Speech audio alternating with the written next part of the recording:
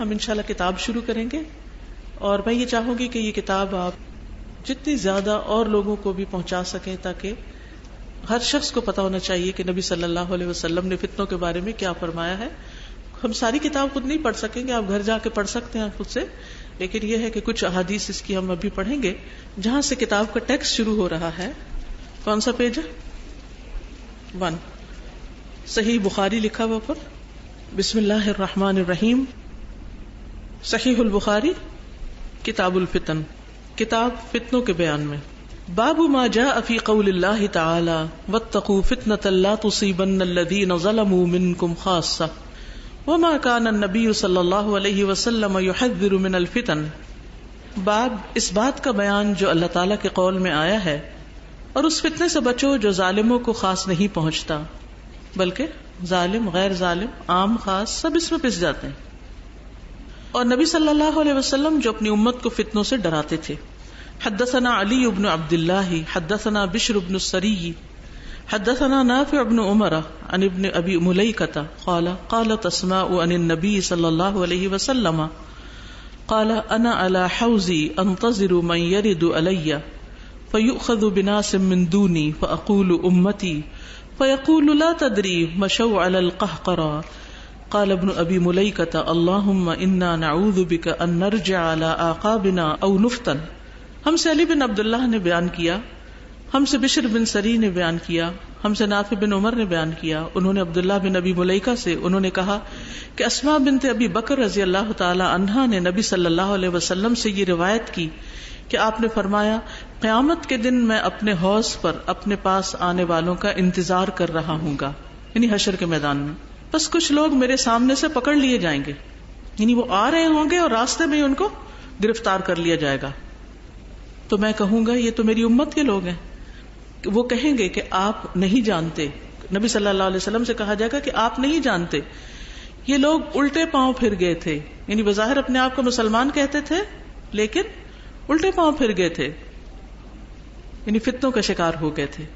ابن ابی ملیکہ کہتے ہیں اے اللہ بے شک ہم تیری پناہ چاہتے ہیں اس بات سے کہ ہم اپنی ایڑیوں کے بل لوٹ جائیں یا ہم فتنے میں مبتلا کیے جائیں، یعنی اپنا ایمان کھو بیٹھیں یا اپنے دین کا نقصان کر بیٹھیں. یعنی بعض اوقات انسان اس پر مطمئن ہوتا ہے کہ میں نے تو لا الہ الا اللہ پڑھ رکھا ہے، مجھے تو کوئی چیز نقصان نہیں دیتی، لیکن باوجود اس کے کہ وہ زبان سے ایک بات کا اقرار کرتا ہے، لیکن عملاً جب اس کے تصدیق کی باری آتی ہے تو وہ اس میں کامیاب نہیں ہوتا، کیونکہ وہ فتنوں میں گرفتار ہو چکا ہوتا ہے.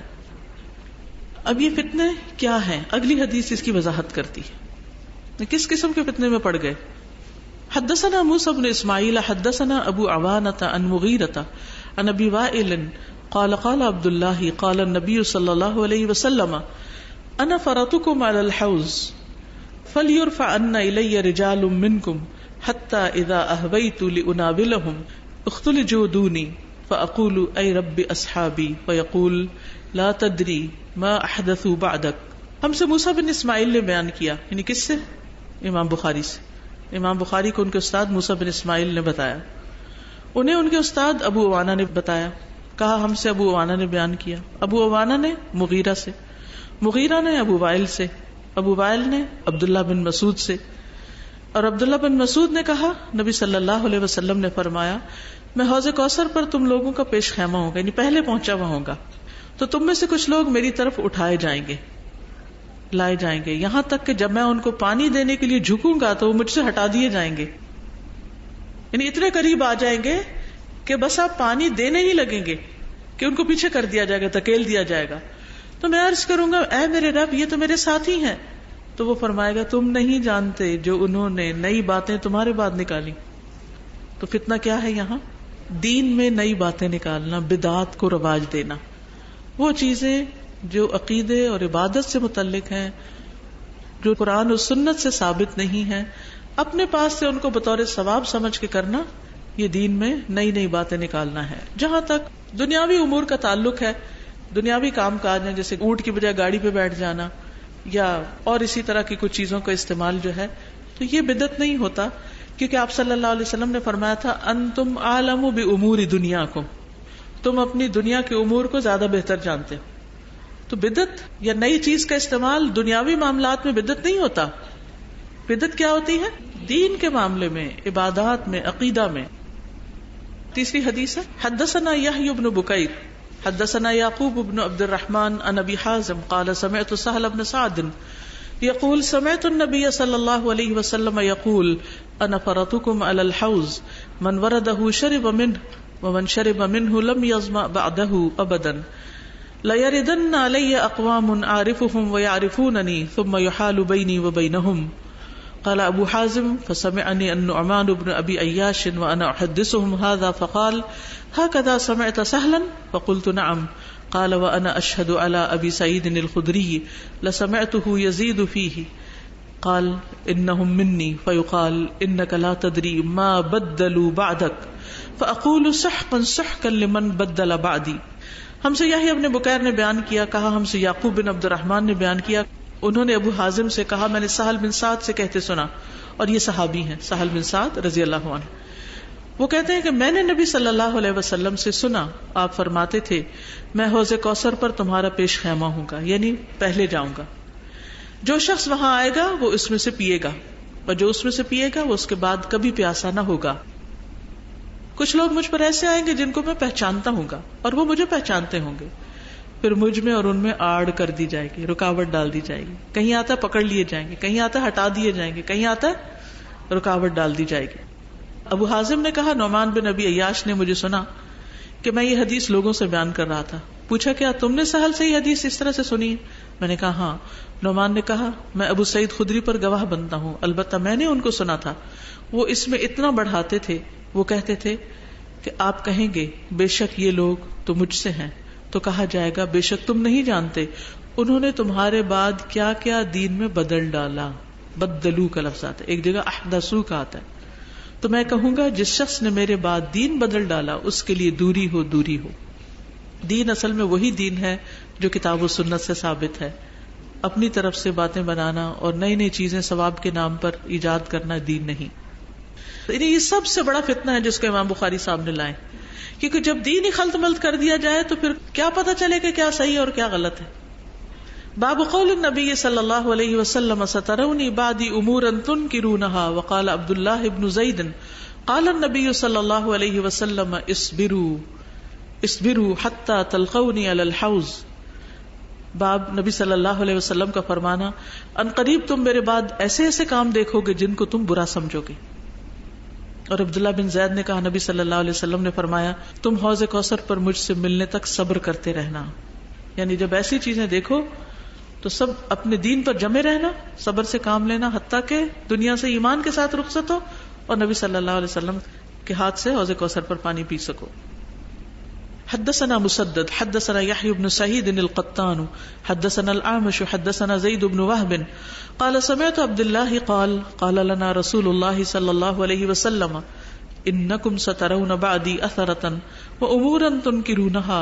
قالوا فما تأمرنا يا رسول الله؟ قال أدوا إليهم حقهم وصلوا الله حقكم. ہم سے مسدد نے بیان کیا، ہم سے یحییٰ بن سعید قطان نے بیان کیا، کہا ہم سے اعمش نے بیان کیا، ہم سے زید بن وہب نے بیان کیا، کہا میں نے عبداللہ بن مسعود سے سنا، انہوں نے کہا رسول اللہ صلی اللہ علیہ وسلم نے ہم سے فرمایا ان قریب تم میرے بعد دیکھو گے کہ تم پر دوسروں کو ترجیح دی جائے گی اور ایسے کام جن کو تم برا سمجھو گے، یعنی ایسی چیزیں دیکھو گے جن کا تم انکار کرو گے کہ دین کا حصہ نہیں ہے. صحابہ نے عرض کیا تو اللہ کے رسول صلی اللہ علیہ وسلم آپ ہمیں کیا حکم دیتے ہیں؟ آپ نے فرمایا ان کو ان کا حق ادا کرو اور تم اپنا حق اللہ سے مانگو. یعنی خاص طور پر اگر حکومت وقت کی طرف سے یا امیر وقت کی طرف سے ایسی کوئی چیز آئے تو اس صورت میں انسان اپنا فرض ادا کرتا رہے، اپنی ڈیوٹی پوری کرتا رہے اور اپنا حق اللہ سبحانہ و تعالیٰ سے مانگے. اور اس وجہ سے کہ کوئی میرا حق نہیں دیتا تو میں اس کا حق اس کو نہیں دوں گا، فتنہ فساد اور بگاڑ پیدا کرے، بغاوت کرے تو فساد پھیلے گا اس سے زمین میں، یہ درست نہیں. تو اس میں بھی ہمیں رہنمائی دی گئی ہے کہ ایسے دور میں پھر انسان کیا کرے جب اسے اس کا حق نہ مل رہا ہو، اس کے ساتھ انصاف نہ کیا جا رہا ہو، لیکن اس سے اپنے حقوق کا تقاضا کیا جا رہا ہو، تو بھی کیا کرنا چاہیے؟ دوسرے کے حقوق ادا کرنے والا بننا چاہیے اور اپنا حق اللہ سے مانگنا چاہیے. حدثنا مسدد عن عبد الوارث عن الجعد عن ابي رجاء عن ابن عباس عن النبي صلى الله عليه وسلم قال من کرہ من امیرہ شیئا فلیصبر فإنہ من خرج من السلطان شبرا مات میتۃ جاہلیۃ.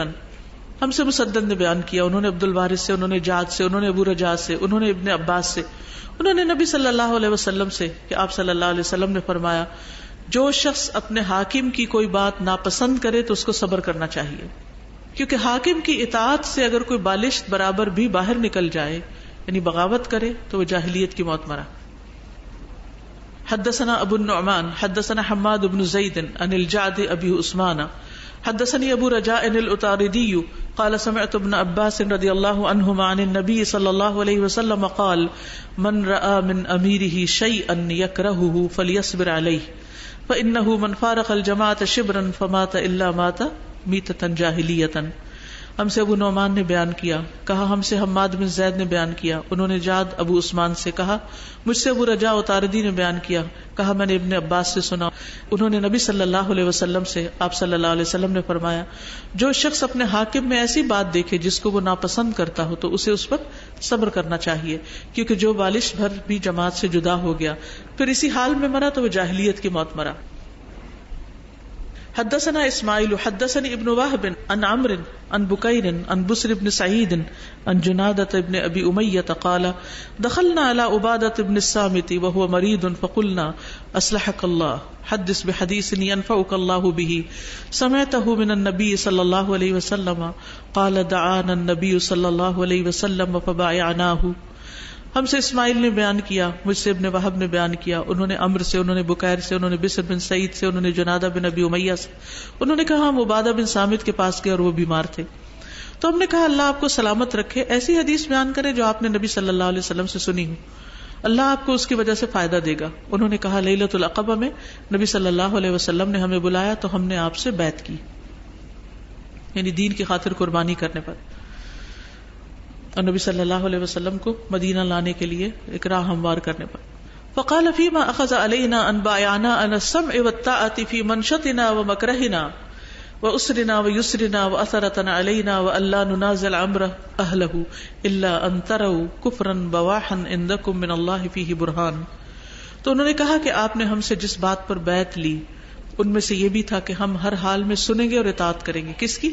اپنے امیر کی، کیونکہ بہت سے فتنے فساد اور بہت گڑبڑ کب ہوتی ہے؟ جب کسی ملک کا نظام حکومت بکھرتا ہے اور فتنہ فساد ہوتا ہے.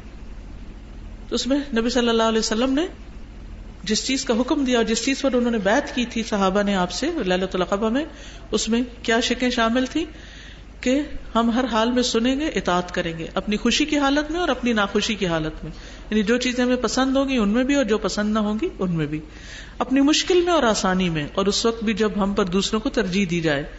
اور یہ کہ جو شخص حاکم بن جائے ہم اس سے جھگڑا نہ کریں، مگر یہ کہ تم اعلانیہ اس کو کفر کرتے دیکھو، یعنی وہ اللہ کا انکار کر رہا ہے، رسول کا انکار کر رہا ہے، کتاب کا انکار کر رہا ہے، دین کا انکار کر رہا ہے، پھر اور بات ہے.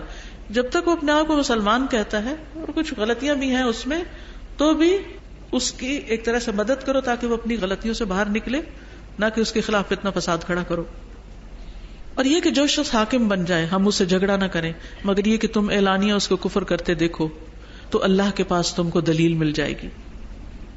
حدثنا محمد بن عرعرة حدثنا شعبة عن قتادة عن انس بن مالك عن اسيد بن حضير ان رجلا اتى النبي صلى الله عليه وسلم فقال يا رسول الله استعملت فلانا ولم تستعملني قال انكم سترون بعدي اثرة فاصبروا حتى تلقوني. ہم سے محمد بن عرعرہ نے بیان کیا، ہم سے شعبہ نے بیان کیا، انہوں نے قتادہ سے، انہوں نے انس بن مالک سے، انہوں نے اسید بن حضیر سے کہ ایک شخص نبی صلی اللہ علیہ وسلم کے پاس آیا، کہنے لگا یا رسول اللہ صلی اللہ علیہ وسلم آپ نے فلاں شخص کو عامل بنا دیا، یعنی اس کو ایک عہدہ دے دیا، حکومت کا گورنر بنا دیا، اور مجھے نہیں بنایا.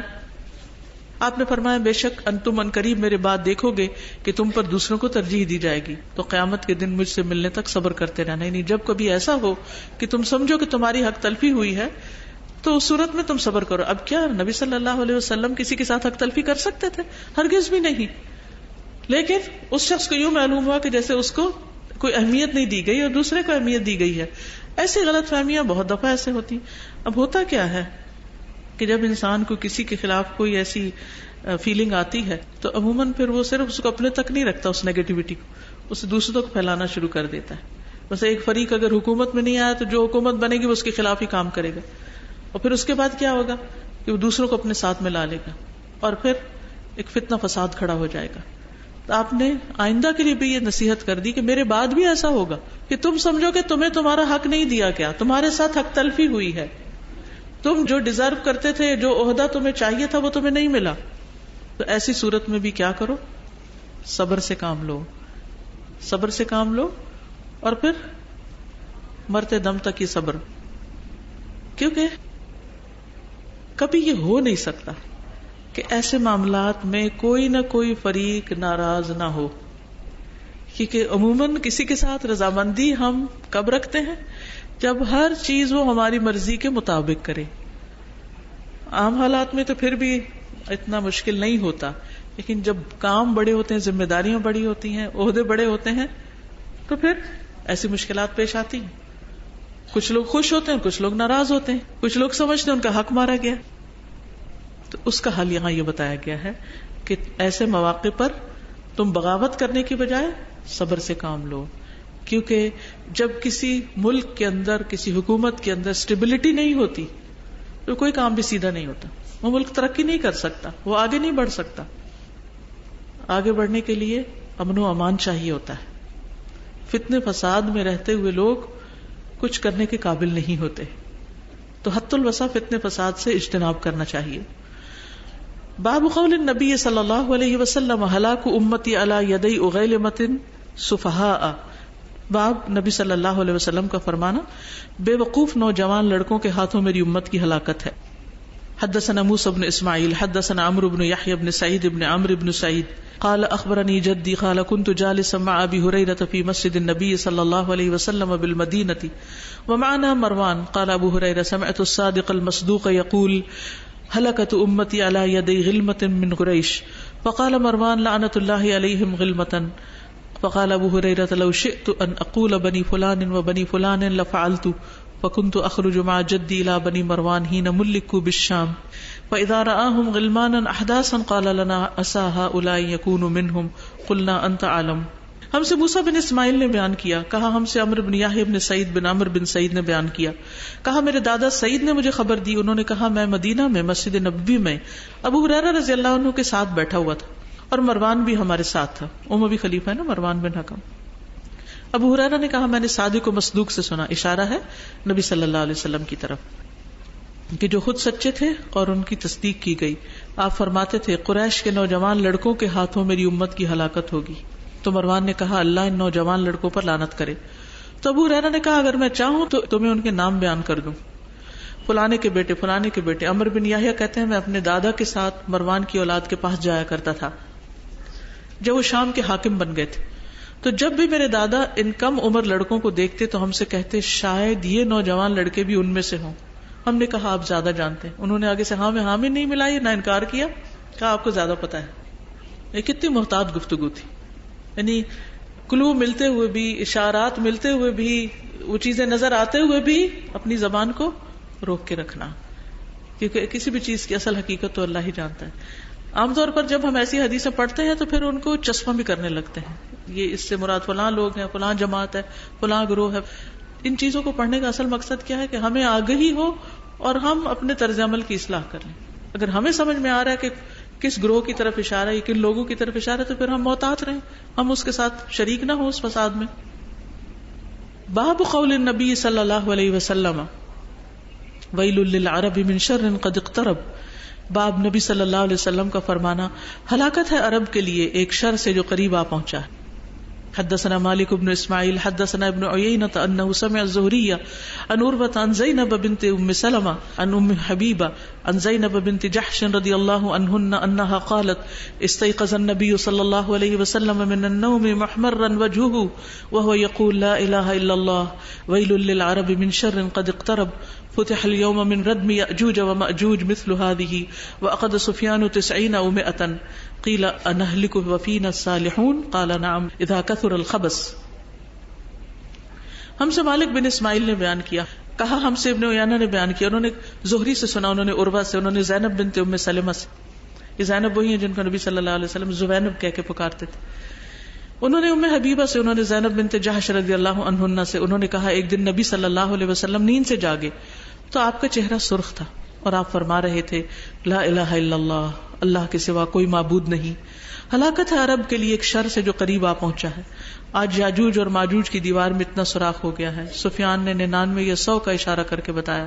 عرض کیا گیا کیا نیک لوگوں کی موجودگی میں ہم ہلاک ہو جائیں گے؟ آپ نے فرمایا ہاں، جب خبائث بہت زیادہ ہو جائیں گی، یعنی جب خباثت بہت زیادہ ہو جائے گی، یعنی جب بگاڑ زیادہ ہو جائے گا تو نیک لوگ بھی ان کے اندر ہوں گے اور نیک لوگوں پر بھی وہ شامت آ جائے گی۔ حدثنا ابو نعیم حدثنا ابن عیینۃ عن الزہری وحدثنی محمود اخبرنا عبد الرزاق اخبرنا معمر عن الزہری عن عروۃ عن اسامۃ بن زید رضی اللہ عنہما قال اشرف النبی صلی اللہ علیہ وسلم على اتم من آطام المدینہ فقال هل ترون ما ارى قالوا لا قال فانی لارى الفتن تقع خلال بیوتکم كوقع القطر۔ ہم سے ابو نعیم نے بیان کیا، ہم سے ابن عیینہ نے بیان کیا، انہوں نے زہری سے، امام بخاری نے کہا اور مجھ سے محمود نے بیان کیا، کہا ہمیں عبد الرزاق نے خبر دی، کہا ہمیں معمر نے خبر دی، انہوں نے زہری سے، انہوں نے عروہ سے، انہوں نے اسامہ بن زید سے، انہوں نے کہا نبی صلی اللہ علیہ وسلم مدینہ کے ٹیلوں میں سے ایک ٹیلے پر چڑھے، پھر فرمایا جو میں دیکھتا ہوں کیا تم وہ دیکھتے ہو؟ لوگوں نے کہا نہیں۔ آپ نے فرمایا میں فتنوں کو دیکھ رہا ہوں جو بارش کے قطروں کے گرنے کی طرح تمہارے گھروں کے اندر گر رہے ہیں، یعنی سب لوگ اس کا شکار ہوں گے۔ پھر ہے باب ظہور الفتن، باب فتنوں کا ظاہر ہونا۔ حدثنا عیاش بن الولید اخبرنا عبد الاعلی حدثنا معمر عن الزہری عن سعید عن ابی ہریرہ عن النبی صلی اللہ علیہ وسلم قال يتقارب الزمان وينقص العمل ويلقى الشح وتظهر الفتن ويكثر الهرج قالوا يا رسول الله ايما هو قال القتل والقتل وقال يونس وشعيب والليث وابن اخي الزهري عن الزهري عن حميد عن ابي هريره عن النبي صلى الله عليه وسلم۔ ہم سے عیاش بن ولید نے بیان کیا، کہا ہمیں عبد الاعلی نے خبر دی، کہا ہم سے معمر نے بیان کیا، انہوں نے زہری سے، انہوں نے سعید سے، انہوں نے ابو ہریرہ سے، انہوں نے نبی صلی اللہ علیہ وسلم سے، آپ صلی اللہ علیہ وسلم نے فرمایا وقت جلدی گزرے گا، نیک اعمال گھٹ جائیں گے، بخیلی دلوں میں ڈال دی جائے گی اور فتنے ظاہر ہونے لگیں گے اور حرج بہت ہوگا۔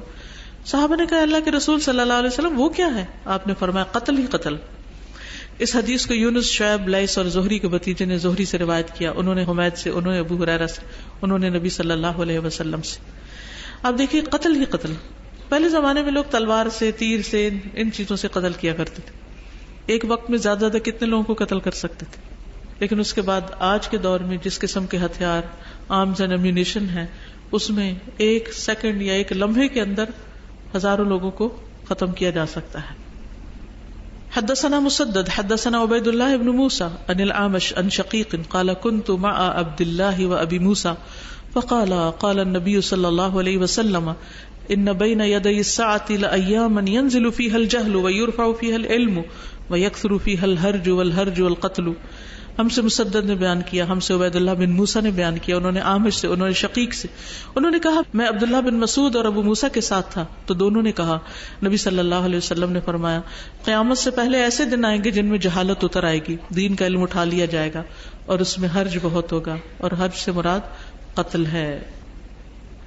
باقی کتاب بھی میں چاہوں گی کہ آپ خود پڑھ لیں، اگر خود پڑھنے میں مشکل ہو تو اس کی ریکارڈنگ موجود ہے الہدا کی ویب سائٹ کے اوپر، فرحتہاشمی.com پہ بھی ہے، دوسری ویب سائٹ پہ بھی ہے، ایک دفعہ کتاب پڑھ لیں تو اچھا ہے۔ اس کے ساتھ کچھ حصہ مشکات کا بھی ہے، اس سے بھی آپ اس کو مزید سمجھ سکتے ہیں، اور پھر خاص طور پر فتنہ دجال کے بارے میں ہم سب کو معلوم ہونا چاہیے، کیونکہ اپنی اولادوں کو، نسلوں کو فتنوں سے خبردار کرنا ضروری ہے تاکہ بچ کے سنبھل کے صحیح راستے پر چل سکیں، کیونکہ انسان جب شر کو پہچانتا ہے تو پھر جو خیر ہے اس پر استقامت زیادہ بہتر طور پر آتی ہے۔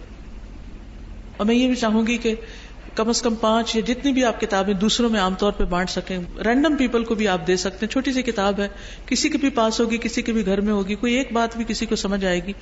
اور پہلے فتنوں کی وضاحت کرنے کے بعد حدیثوں کو پڑھنے کا ایک مقصد یہ بھی تھا کہ خود نبی صلی اللہ علیہ وسلم کی جو الفاظ ہیں اور صحیح حدیث ہیں اور پوری سند کے ساتھ، یعنی صرف علم میں اضافہ نہ ہو بلکہ یقین میں بھی اضافہ ہو، کیونکہ علم کے ساتھ جب یقین آتا ہے تو اس کے بعد عمل میں آسانی ہو جاتی، اور پھر حدیث پڑھنے کی اپنی برکت بھی ہے، اس میں بار بار نبی صلی اللہ علیہ وسلم کا نام آتا ہے اور بار بار درود شریف پڑھا جاتا ہے، ایک دفعہ درود شریف پڑھنے سے 10 رحمتیں آتی ہیں اور انسان کے لیے آسانیاں ہوتی ہیں۔